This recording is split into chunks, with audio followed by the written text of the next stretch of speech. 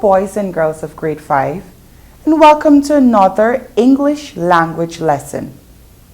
Today, we will be focusing on the last aspect of verb tenses, and that is the perfect tense.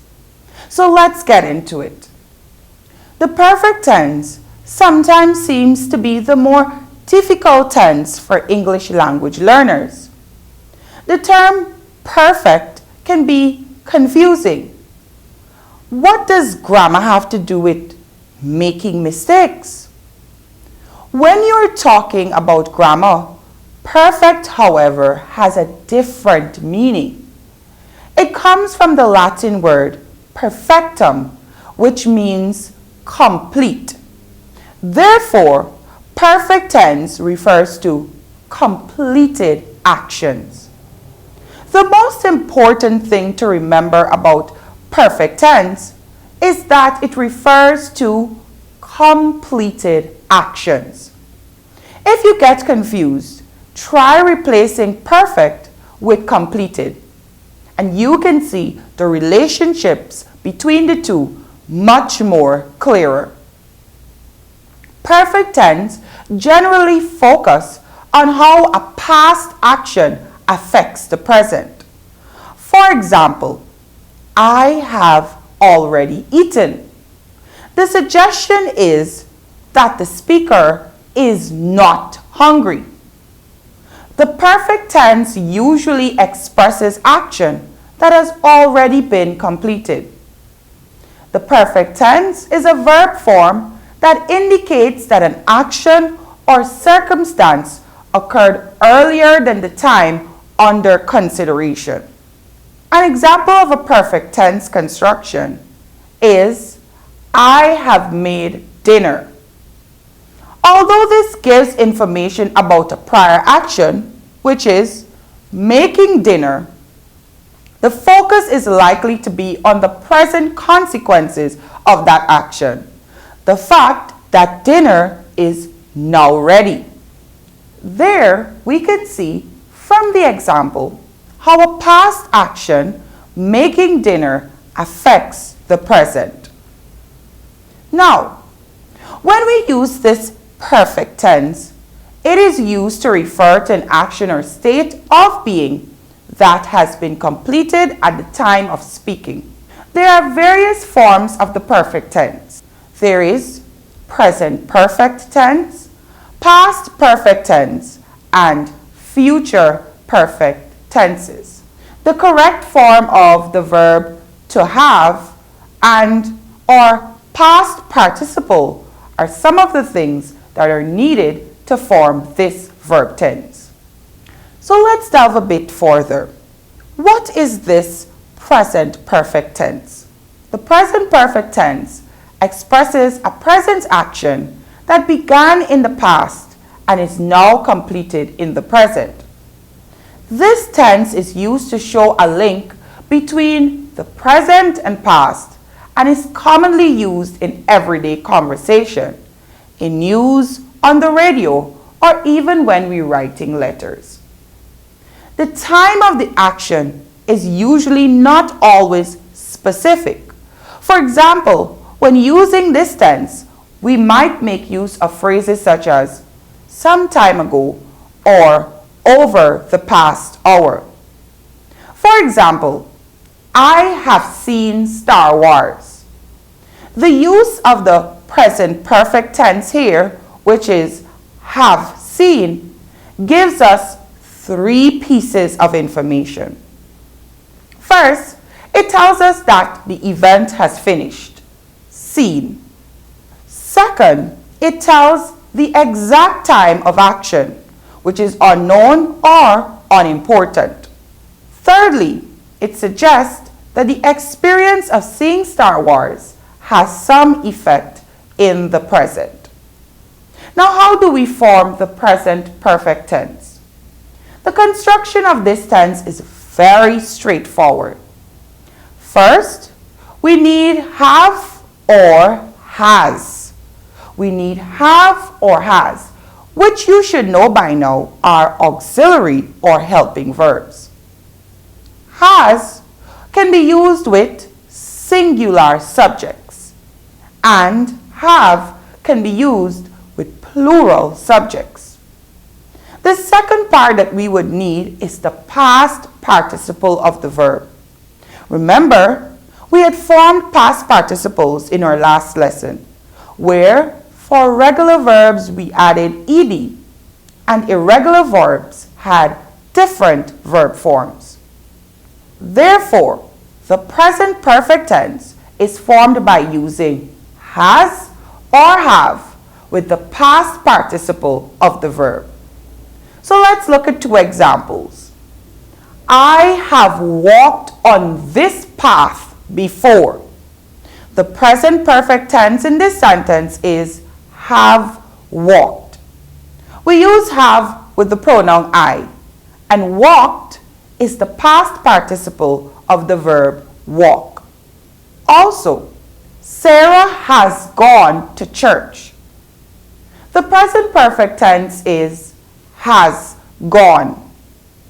Gone being the past participle of the verb go. So let's make an attempt at an exercise. We'll form the present perfect tense of those verbs in brackets. Number 1 says, Talia something a perfect song. Our verb is write. Remember, we need has or have and the past participle of the verb. So therefore, we'll look at our subject. It's Talia, which is only one person. So we will use the auxiliary verb has. The past participle of write is written. And so our sentence would read, Talia has written a perfect song. Also, the teachers something the trophies. Our verb in brackets is choose. But let's take a look at the subject. It's teachers, and that is plural. So which would we use? Has or have? Definitely have. Now, the past participle of choose is chosen. And so, our sentence would read, the teachers have chosen the trophies. Let's look at another. The student something to the principal's office. Our verb is go. The subject is singular, and therefore we will use has. The past participle of go is gone. So our sentence would read, the student has gone to the principal's office. You're doing a fantastic job so far. But let's move on now to the past perfect tense. Now this is even simpler, but let's look at it. The past perfect tense describes an activity that was finished before another event in the past. For example, she had eaten already before going to the party. Therefore, one action preceded the other. She ate and then she went to the party. Imagine you were at a New Year's Eve party, but you fell asleep before midnight. You could say, I had already fallen asleep before the new year came. The past perfect tense, therefore, expresses an action that began in the past and was completed in the past before something else occurs. The past perfect tense just emphasizes that the first action was completed before the second action. So how do we form this tense? The past perfect tense is for talking about things that happened before something else. So let's imagine once again. Imagine waking up one morning and stepping outside to grab the newspaper. On your way back in, you notice a mysterious message scrawled across your front door. Mark was here. When you're telling your friends the story, you would describe the moment and you might say something like, I turned back to the house and saw that someone named Mark had defaced my front door. In addition to feeling annoyed on your behalf, your friends will be able to understand that Mark graffitied the door at some point in the past before the moment this morning when you saw his handiwork, because you made use of the past perfect tense. Thus, all we need to form the past perfect tense is the word had and the past participle of our verb. It doesn't matter if the subject is singular or plural, had remains steadfast. So for example, we might have, John had gone out when I arrived at home. Had gone is the past perfect tense. Or we can say, the boys had gone out when I arrived at the office. The boys plural, but we still use had gone for the past perfect tense. So let's try to apply our knowledge in this exercise. We will form the past perfect tense from the verbs in the brackets. Number 1. Gary something for 6 hours before arriving home. Our verb is drive. We will need the past participle of drive and the helping verb had. Therefore, our sentence should read, Gary had driven for 6 hours before arriving home. It tells us of two actions, driving for 6 hours and then arriving at home. Also, water something from the taps before we filled the buckets. Our verb is go. We're referring to water, and had doesn't change even if our subject is singular or plural. The past participle of go is gone, and so our sentence would read, water had gone from the taps before we filled the buckets. I'll give you 30 seconds to form the past perfect tense for these sentences. The show something when we arrived. Our verb is begin. And they something the accident. Our verb is witness.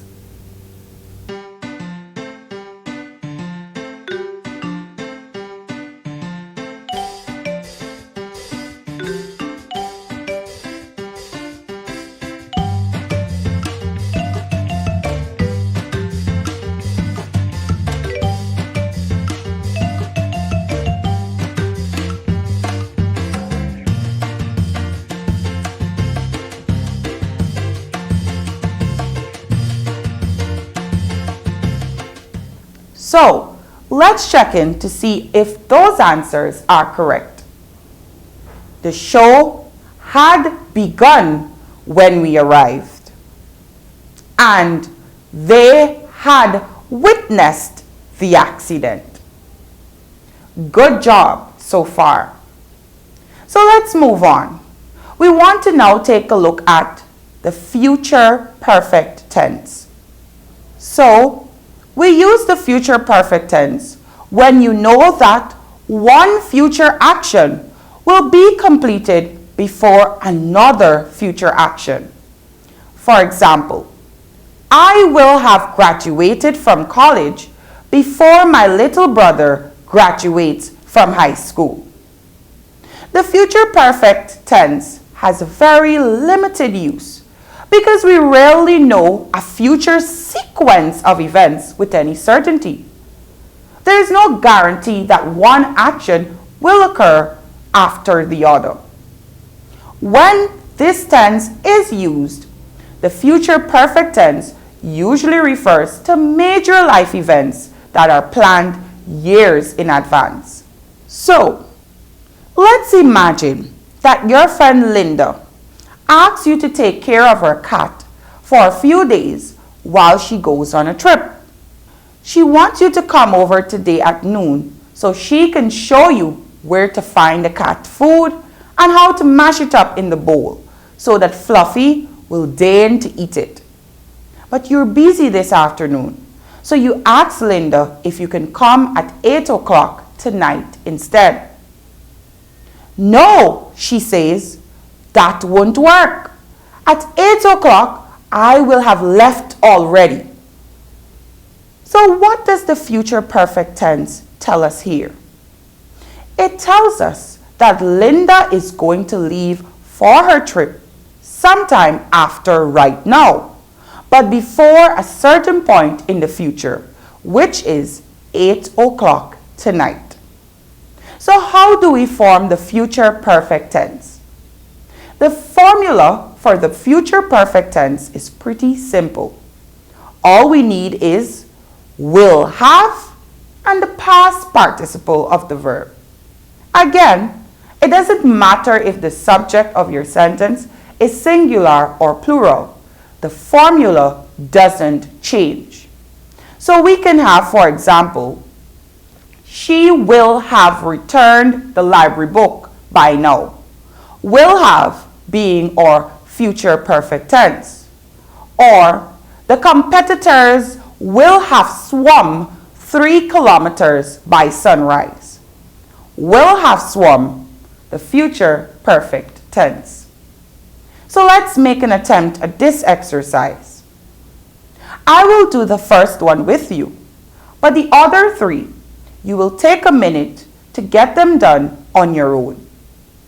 So, we will form the future perfect tense for the verbs in brackets. Number 1, Anthony something the tree trunk by the time you returned. Our verb is cut. We will need will have and the past participle of cut.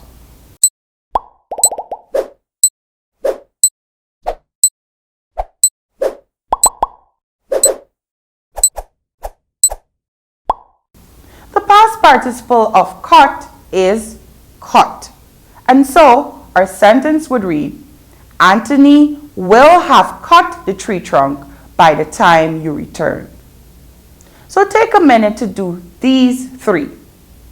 They something by now, verb go.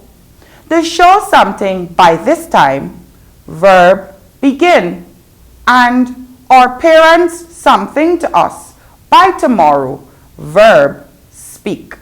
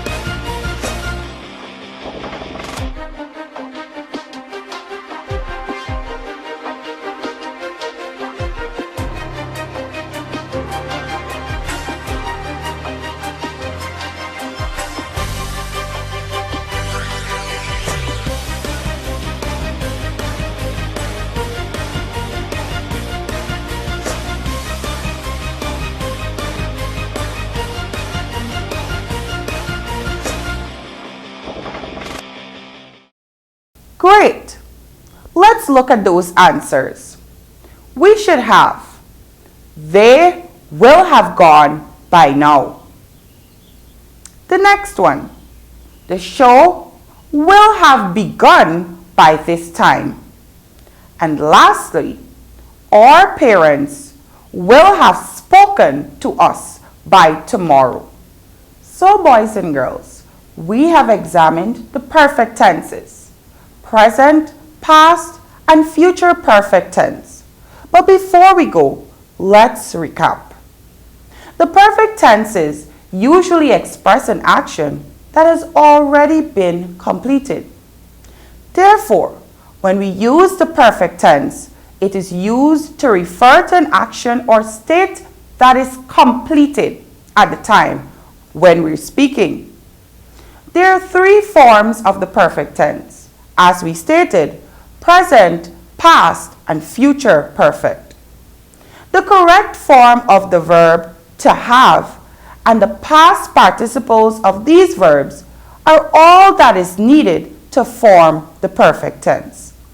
So, boys and girls of grade 5, that brings us to the end of a marathon of learning about verb tenses.